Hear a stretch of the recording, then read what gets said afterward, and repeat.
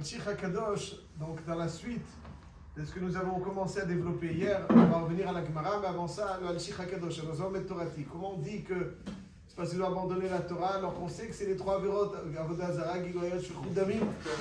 Pourquoi on nous dit que c'est Al-Ozvam et Torati? Dis-le Al-Shikh HaKadosh, il donne le machal suivant, il dit, parce que la question qu'on a posée au Chachamim, au Nevi'im, c'était Makara, Davka à ce moment-là, Avodah Zara, Gigoyot, Shulchut Damim, ça fait très longtemps.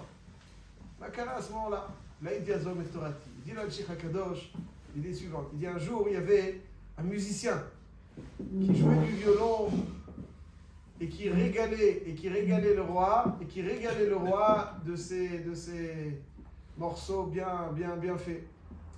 Un jour on est venu chez le roi, on lui dit, tu sais que ton musicien il a fait une grosse erreur. Après, quelques mois après, encore une fois, ils viennent chez le roi, il dit, une grossière erreur. Un jour, on vient chez le roi, on lui dit que son musicien ne pourra pas jouer aujourd'hui, parce que ne pourra plus jouer, pas aujourd'hui, parce qu'il s'est coupé un doigt. C'est fini. Le roi, il lui dit, amenez-le. Maintenant, il va payer sur tout ce qu'il a fait. Il dit, Maïhaï. Il dit, jusqu'à présent, je me régalais de sa musique. Alors, comme je me régalais de sa musique, alors je ne pouvais pas lui régler son compte. C'était trop bon. Alors, j'étais patient. C'est trop bon. Al-Kol Pshaim Techase Ahava. Exactement. Donc, c'était trop bon. Donc, j'étais capable de contenir et de continuer à me régaler. Le jour où il n'y a plus ça, alors je fais payer sur tout ce qu'il a fait. Il dit, là, le Shikh HaKadosh, la même chose. Même si là, en Israël, il y avait des erreurs. Mais tant qu'il y avait le chant de la Torah, HaKadosh Baruch Hu, il se régalait, il se délectait de cette mélodie. Et donc, il disait, je peux rien leur faire, j'attends. C'est trop bon. C'est trop bon. Même s'il y a des erreurs, s'il y a le chant de la Torah, c'est trop bon. En Zvam et Torati, le jour où ils ont abandonné la Torah, il n'y avait déjà plus les chants de la Torah. Voilà que il a fait payer sur tout le reste. Ça, c'est donc le Al-Shikh HaKadosh sur Yirmiyah, n'est-ce pas? Donc, ce passage d'ailleurs qui est marqué dans la Gemara. Mi'a'ish chacham yaven et zod, vasher diber pi Hashem elav, v'yaged al ma'av d'Aretz, c'est l'Haftara de Tisha B'Av. Alors, Zvam et Torati. Ça, c'est donc l'explication du Al-Shikh HaKadosh. Comme on l'a vu hier, le Ran, le Bach, ils disent parce que l'obirchou b'Torah Trila, ils n'ont pas fait Asher Bacharbanu Mikol Ha'amim. Quel bracha Trila? Donc, ça, c'est une autre explication du Shikh HaKadosh. Shikh HaKadosh, je me Zvam et Torati, c'est pas Brachat Torah. Zvam et Torati, Limoud Torah.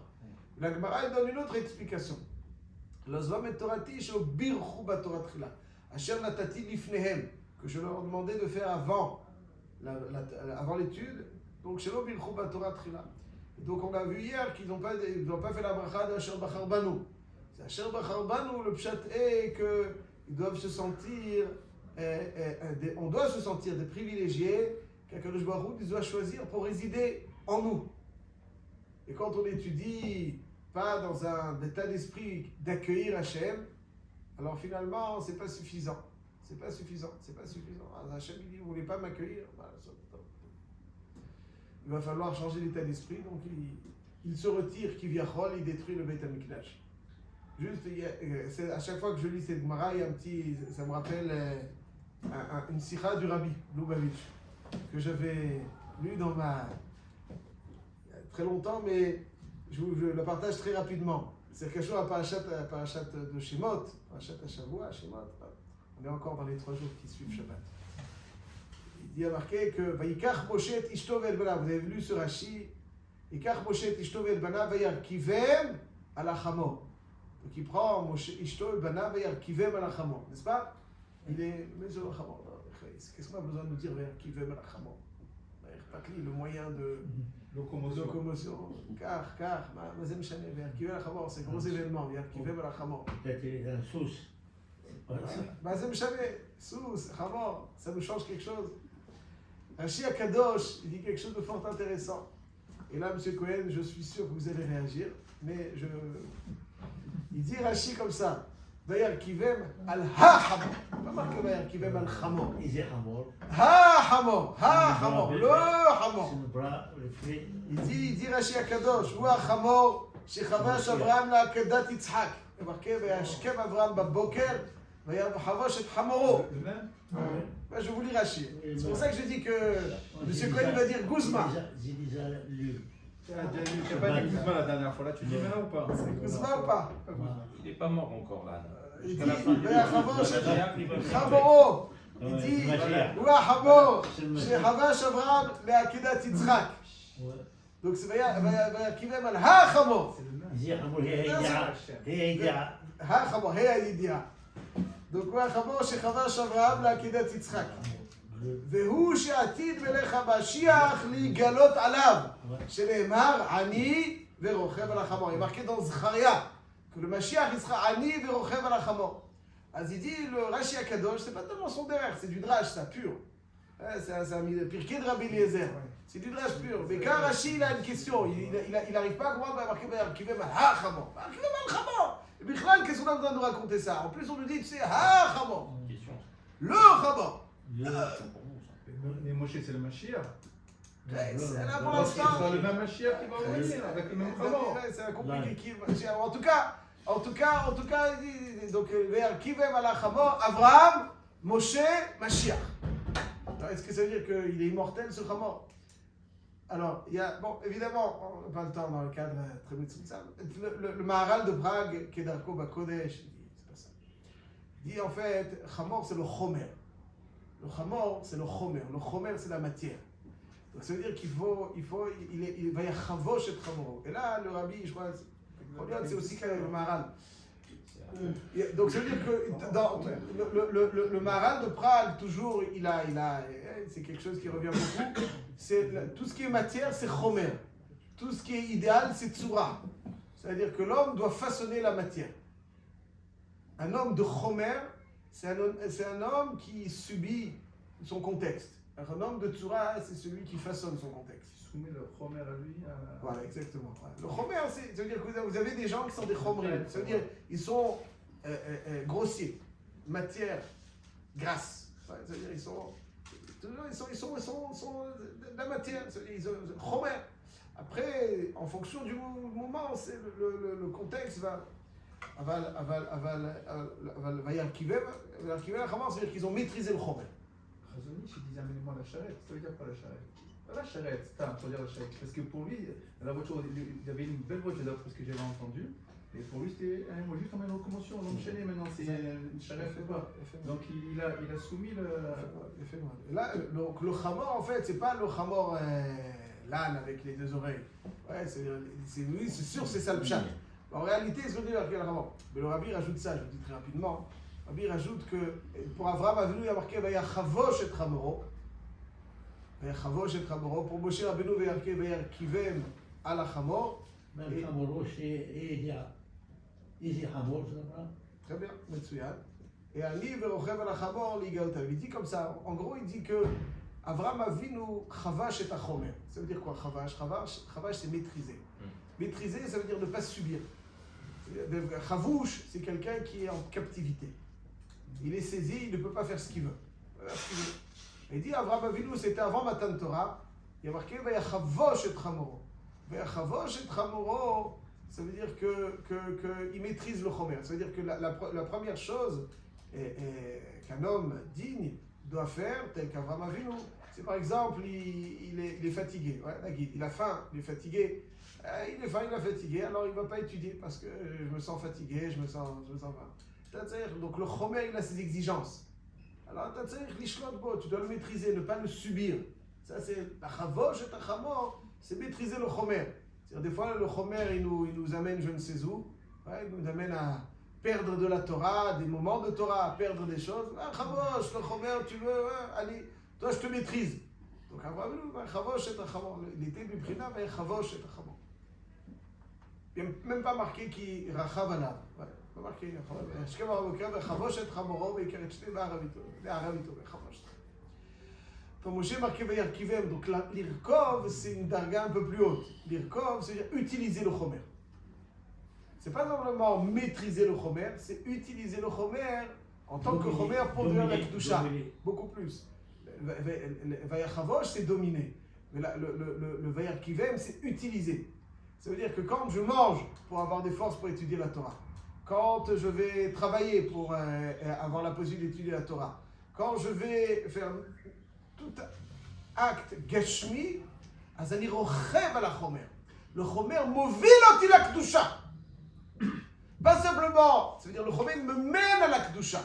Pas simplement je le maîtrise, je l'utilise vers la kedusha. Ça veut dire que le chomer Shabbat, quelqu'un qui mit'aneg Shabbat, אז לא הפשט qui maîtrise. הפשט הוא que le chomer le mène vers la kedusha. Il y a le chomer, mais il utilise le chomer vers la kedusha. Ça c'est une autre darga, ça c'est vers kivem al hachamo. Kivem c'est que Moshe Rabbeinu avec symbole de la Torah, il donne la capacité d'être marqué vers de prendre le chomer et de le mener vers. Après le Melech HaMashiach, c'est les higalot alav. Il dit vous she'ativ Melech HaMashiach les higalot alav. Ce chomer les higalot alav. On va dire rochev al hachamo, c'est-à-dire les higalot alav, c'est dévoiler que le chomer, pas simplement le chomer. Donc aujourd'hui on le voit. Il a l'air donc de se démarquer de nos idéaux, mais nous on peut l'utiliser. L'igalot alav vera'u kol basar nigla, kvod Hashem vera'u kol basar echdav ki pi Hashem diber. On va voir le chomer à quel point donc lui-même il est un contenu, il est généré par la kedusha. Quoi qu'il en soit, ça c'est donc l'objectif, c'est qu'Hashem il soit rochev alenu. C'est-à-dire qu'il veut la chamon. C'est-à-dire quand tu étudies la Torah, tu dois la Torah, la kedusha de la Torah, la kedush baruch hu, la Torah c'est le trait d'union entre Israël et Hachem. C'est toi qui dois mener sur ton chomer, tu dois accueillir la kedusha. C'est ça. Donc le Bach il dit, qu'on n'a pas su se constituer en structure d'accueil pour la kedusha, on n'a pas su être markiv, la kedusha sur le chomer. Malheureusement, on a perdu donc le Beis Hamikdash. Ça c'est le pshat du donc, l'obirchou b'Torah tchila pshat dans la Gemara Nedarim Pe Aleph, l'obirchou b'Torah tchila pshat ou l'obirchou asher bachar banu mikol ha'amim. Tu ne te sens pas un privilégié. Quoi, tu ne te sens pas un privilégié? Comment tu ne te sens pas un privilégié? Outre la mitzvah de l'imout Torah, il faut être conscient, asher bachar banu mikol ha'amim natalanu et Torato. C'est que bachar banu, pourquoi? Bachar banu, pourquoi? Parce que Hachem, il a créé le monde pour Dira Batartonim, et c'est toi qui l'as choisi pour réaliser ce projet. Je ne sais pas à quel point tu es privilégié. Ça, c'est le pshat du Bach. Un petit peu du Ram. Il y a le Rambam. Le Rambam, dans les Shelot ou Tshuvot du Rambam, Siman Kouf Lamedhe. Le Rambam, il a un autre pshat le gamre. Il dit Lo birchou b'Torah trila, ça veut pas dire qu'il n'a pas fait Birkat Torah. Lo birchou b'Torah trila, ça veut dire que quand on appelait à la Torah, on appelait ceux qui n'étaient pas à la hauteur avant les Talmidei Chachamim. Lo birchou b'Torah, b'kriyat Torah, tehila. C'est ceux qui avaient l'argent? Peut-être. Je ne sais pas. Ça aussi, il faut être mechabed אותם. אבל כנראה לא כיבדו מספיק את מי שהיה צריך להיות ראשון. Il dit, c'est ça le pshat. Lo birchou b'Torah, tehila. C'est-à-dire que ce n'est pas les Talmidei Chachamim qui ont fait les premiers birkat Torah pour monter à la Torah.